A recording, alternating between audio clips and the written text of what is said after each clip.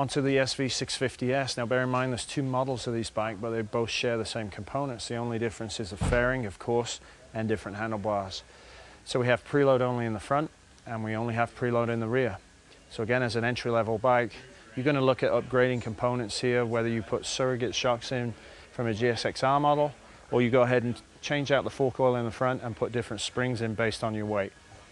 Honda Suzuki of Salt Lake has the Honda or Suzuki you've been looking for. You know you want it. Come in and get it at Honda Suzuki of Salt Lake.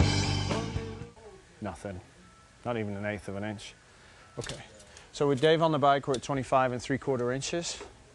Extended. Let's measure the sag. 24.5.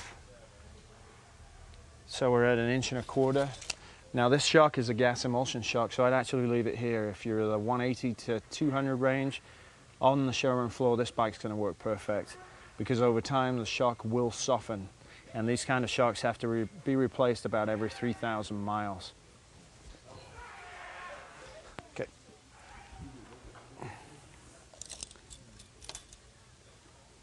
On the fork, we're just over 3.5 inches, so the spring rate that's in there for 07 is actually really good for this weight. So, if you're in the correct weight range for this at about 170 to 200, this bike's actually not that bad right off the showroom floor as is. Now obviously these are a cult bike. A lot of them find their way into twisties and onto the track. So if you do that, you're going to have to tighten the chassis up a little bit. Based on your riding, you may then have to change springs. But first and foremost, if you're going to ride this aggressively, at least put 10 to 15 weight oil in the forks to start with. Now with Haley, we'll probably see a lot less sag.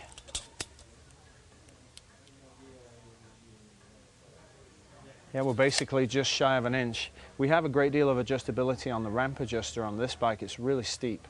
So as we remove preload, it'll soften up a lot. So we can go ahead and take care of it at this level. The good thing is with this particular weight class, as the shock ages, it's actually going to become more comfortable.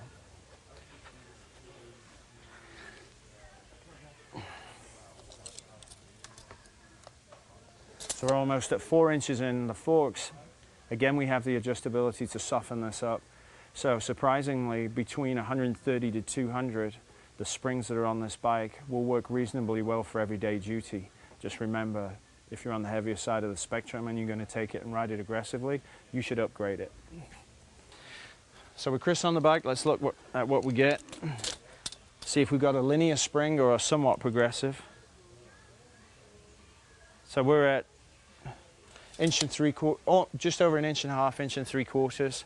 So actually the spring on this is really stiff, which is good. As the oil ages, the spring will support the back of the bike pretty well. So surprisingly enough, even up to 240, the bike in the stock format for this particular weight is perfect.